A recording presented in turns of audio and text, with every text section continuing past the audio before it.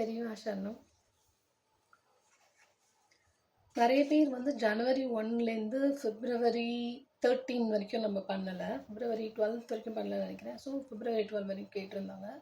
So நான் அது ஒரே வீடியோவாக தொகுத்து வழங்க போகிறேன், அல்லது 2 வீடியோவாக, ஒரு 10 ஸ்லோகம் ஒரு வீடியோவில், அல்லது 10 ஸ்லோகம் அப்படி பண்ணுறேன். பிகாஸ் பெருசாகிடும் இல்லாட்டி. ஓகே, ஸோ இன்னைக்கு ஜனவரி 1லேருந்து ஸ்டார்ட் பண்ணணும். மங்களாரம்பம், மங்களகரமாக ஆரம்பிக்கிறோம் என்று பொருள். பெரியவா நடந்து வந்துருக்கா.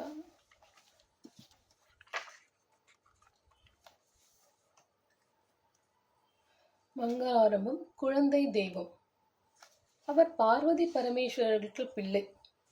இந்த உலகத்துக்கே மூலத்திலிருந்து தோன்றியதால் அவரை நாம் பிள்ளையார் என்றே அழைக்கிறோம். எந்த சுவாமியை உபாசனை செய்யும் பொழுது முதலில் விநாயகருடைய அனுகிரகத்தை பெற்றுக்கொண்டால்தான் அந்த காரியம் தடைகள் இல்லாமல் நடைபெறும். அவரையே முழுமுதற் கடவுளாக வைத்து உபாசிக்கும் மதத்துக்கும் கானபத்தியம் என்று பெயர். தோர்பி கர்ணம் என்பதே தோப்பு கர்ணம் என்று மாறியது. தோர்பி என்றால் கைகளால் என்று பொருள். கர்ணம் என்றால் காது. தோர்பி கர்ணம் என்றால் கைகளால் காதை பிடித்து கொள்வது. விநாயகருடைய அனுக்கிரகம் இருந்தால்தான் உலகத்தில் எந்த காரியமும் தடையின்றி நடக்கும். தடைகளை நீக்கி பூர்ண அனுகிரகம் செய்யும் அழகான குழந்தை தெய்வம் பிள்ளையார். அவரை பிரார்த்தித்து பூஜை செய்து நாம் தடைகள் இன்றி நல்வாழ்வு வாழ்வோமாக. பெரியவா சரணம். ஜனவரி 2. என்னுடைய பணி. பெரியவா இங்க இருக்கா. மூல தர்மமே பறிபோய் விட்டது என்று வாயை மூடிக்கொண்டு வெறுமனே பார்த்து கொண்டிருப்பதற்கு குருபீடம், ஆச்சாரியஸ்தானம் தேவையில்லை.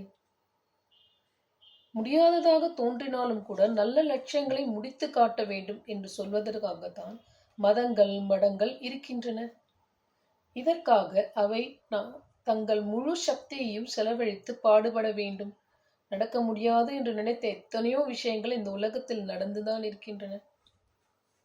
இது நடக்க முடியாத விஷயம் என்று நினைத்து தர்மத்தையும் சத்தியத்தையும் விட்டு கொடுத்து பேசுவது என்னுடைய காரியம் அல்ல. நடத்துவதும் நடக்காததும் உங்கள் பாடு. தர்ம சாஸ்திரங்களில் சொல்லி இருக்கும் விஷயங்களை அழுங்காமல் சலிக்காமல் உங்கள் காதில் போடுவதுதான் என்னுடைய காரியம்.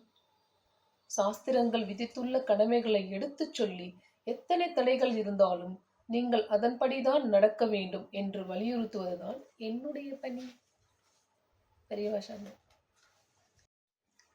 ஜனவரி 3. தர்மம். ஸ்ரீராமனுக்கு வனவாசத்தில் ஏற்பட்ட கஷ்டம், ஆபத்து எல்லாம் பெரியவை. ஊருக்கு போகும் குழந்தைக்கு தாயார் கட்டு சாதம் கொடுப்பது போல் ராமன் வனவாசம் செல்லும் பொழுது கௌசல்யையும் கொடுத்தார். 14 வருடம் கெடாமல் இருக்கும் பட்சணம் இது. குழந்தைக்கு எதை தரலாம் என்று தீர்க்கமாக ஆலோசித்தால் கௌசல்யை.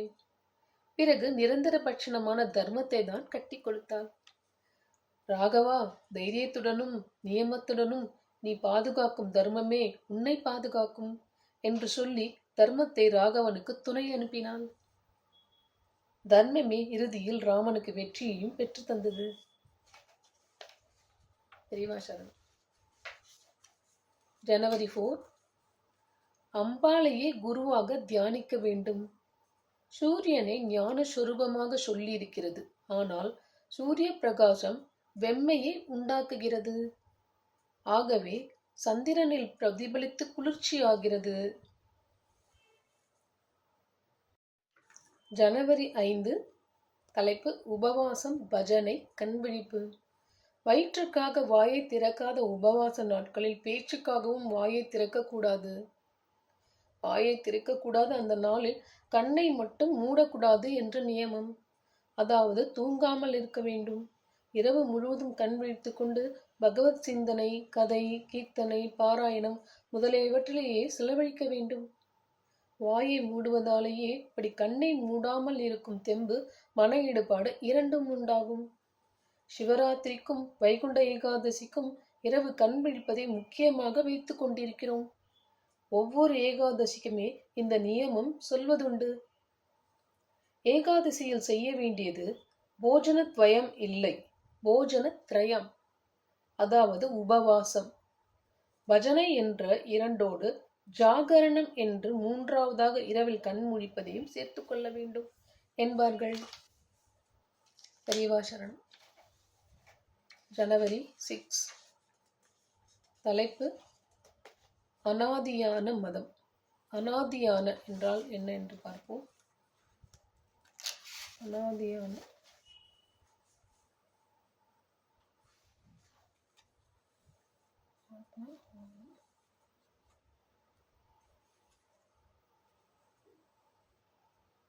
அனாதி என்றால் தோற்றம் இல்லாத, ஆரம்பம் இல்லாத. ஸோ அனாதியான தோற்றம் இல்லாத, ஆரம்பம் இல்லாத மதம். அனைத்து சப்தங்களும் ஆகாயத்திலேயே பிறக்கின்றன. அவற்றில் இருந்தே சிருஷ்டி உண்டாயிற்று. இதைத்தான் ஸ்பேஸில் ஏற்பட்ட வைப்ரேஷன்களால் பிரபஞ்சம் உண்டானதாக சயின்ஸில் சொல்கிறார்கள். ரிஷிகள் தங்களது தவ மகிமையால் இந்த சிருஷ்டியில் இருந்து ஜீவன்களை கடைத்தேற்ற வல்ல சப்தங்களை ஆகாயத்தில் மந்திரங்களாக கண்டார்கள். ஆனால் இந்த மந்திரங்களை அவர்கள் உருவாக்கவில்லை. இவை மனிதர்கள் யாராலும் உருவாக்கப்படாத அபௌருஷேயமானவை. அபௌருஷேயமானவை என்றால் என்ன பார்த்துக்கலாம். அபௌருஷேயனா மனிதர்களால் உருவாக்கப்படாத, மனிதர்களால் யாரும் உருவாக்கப்படாத அபௌருஷேயமானவை. இந்த வேதங்கள் ஆகாய சொரூபமான பரமாத்மாவிலேயே அவரது மூச்சுக்காற்றாக இருந்தவை. அவற்றையே ரிஷிகள் கண்டு உலகுக்கு தந்தார்கள். இப்படி தெரிந்து கொண்டால் நம் மதத்தின் ஸ்தாபகர் யார் என்று தெரியவில்லையே என்பது ஒரு குறையாக இல்லாமல் அதுவே பெருமைப்படுகிற விஷயமாகவே இருக்கும். பரமாத்மாவின் சுவாசமாகவே இருக்கும் வேதங்களை அனுஷ்டிக்கும் அனாதி மதத்தின் வாரிசுகளாக வந்திருக்கும் மகாபாகியம் நமக்கு கிடைத்திருக்கிறது என்ற பூரிப்பை நாம் அடைவோம். பெரியவா சரணம். ஜனவரி 7. சித்த கண்ணாடி. தலைப்பு சித்த கண்ணாடி. உருவம் பார்க்கும் கண்ணாடி சுத்தமாக இருக்க வேண்டும், ஆடாமல் நிலையாகவும் இருக்க வேண்டும். அப்போதுதான் அதில் உண்மை உருவம் பிரதிபலிக்கும். சித்தம் என்பதும் கண்ணாடி போன்றதே. பரம்பொருள் ஒன்றே உண்மை. கெட்ட எண்ணம் தோன்றாவிட்டால் சித்த கண்ணாடி சுத்தமாகும். ஒன்றிலேயே அதை ஈடுபடுத்தினால் அது ஆடாமல் நிலைத்த கண்ணாடியாகும். அப்போதுதான் பரம்பொருள் அதில் பிரதிபலிக்கும். இந்த உலகத்தை எல்லாம் படைத்தவன் யார்? நமக்கெல்லாம் இவ்வளவு உணவு, உடை, இதர வசதிகளை கொடுப்பவன் யார்? அருட்கடலாக இருப்பவன் யார்? அவனை தெரிந்து கொள்ள வேண்டும் என்று நாம் விரும்பினால் நம்முடைய சித்தத்தை அழுக்க இல்லாமல் ஆடாமல் வைத்துக் கொள்ள வேண்டும். சித்தம் என்றால் புத்தி. பெரியவா சரணம். ஜனவரி 8. ஆச்சார்யால் அருள்மூர்த்தி. தலைப்பு சௌந்தர்ய லஹரி வழியாக ஆச்சார்யாலின் அருள் லஹரியை, அலையை, லஹரி என்றால் அலை, அலையை பெறுகிறோம். ஆச்சார்யால் அருள்மூர்த்தி. கருணாலயம் எனப்படும் அருளே வடிவான மூர்த்தி. அதனால் அவருடைய அருளை பெறுவது என்பது அவருடைய மூர்த்தியையே தரிசனம் பண்ணுவதும் ஆகிவிடுகிறது. ஆகவே சௌந்தர்ய லஹரி மூலம் அவர் அம்பாளை நமக்கு தரிசனம் பண்ணி வைப்பதுடன் நம்முடைய தரிசனத்தையும் நமக்கு தருகிறார். தம்முடைய தரிசனத்தையும் நமக்கு தருகிறார். கடைசியில் அவள் யார், அவர் யார் ஒன்றுதான். ஆக பஞ்சபூதங்களால் ஆன ஸ்தூல சரீரத்தில் ஆச்சாரியால் என்று இருந்தவரின் தரிசனம் உலகத்துக்கு 32 வருடம் கிடைத்தது என்றாலும் தன்னுடைய அனுக்கிரக உருவத்தை ஒளி வடிவமாக்கி அவர் எடுத்துக்கொண்டுள்ள சௌந்தர்ய லஹரி என்ற சரீரத்தில் அவர் அளிக்கும் தரிசனம் உலகம் உள்ளவரை அழியாதபடி கிடைப்பதாக ஆகியிருக்கிறது. ஜனவரி 9. ஏகாதசி. விஷ்ணு ஏகாதசி. விஷ்ணு நித்திரை செய்து கொண்டிருந்த போது உலகத்தை ஹிம்சை பண்ணிய ஓர் அசுரனை கொள்வதற்காக அவருடைய சரீரத்தில் இருந்தே பெண் வடிவில் ஒரு சக்தி வெளியே போய் அவனை சம்ஹாரம் செய்துவிட்டு வந்ததாகவும், விழித்து கொண்ட பகவான் அவளுக்கே ஏகாதசி என்று பெயர் கொடுத்து இந்த ஏகாதசி விரதத்தை ஏற்படுத்தினார் என்றும் பத்ம புராணத்தில் கதை வருகிறது. மகாவிஷ்ணு கூர்மமாகவும் தன்வந்திரியாகவும் மோகினியாகவும் அவதாரங்கள் எடுத்து பார்க்கடலை கடைய வைத்து அமிர்தம் எடுத்து கொடுத்த நாள்தான் ஏகாதசி. இத்தகைய காரணங்களால் அதை பொதுவில் விஷ்ணு சம்பந்தமுள்ளதாக நினைக்கிறோம். ஆனால் பார்க்கடல் கடைந்த போது முதலில் உண்டான காலகூட விஷத்தை பரமேஸ்வரன் உட்கொண்டதை முன்னிட்டுதான் அன்றைய தினம் யாரும் சாப்பிடக்கூடாது என்று ஏற்பட்டிருப்பதாக சைவர்கள் சொல்வதுண்டு. பெரியவா சரணம்.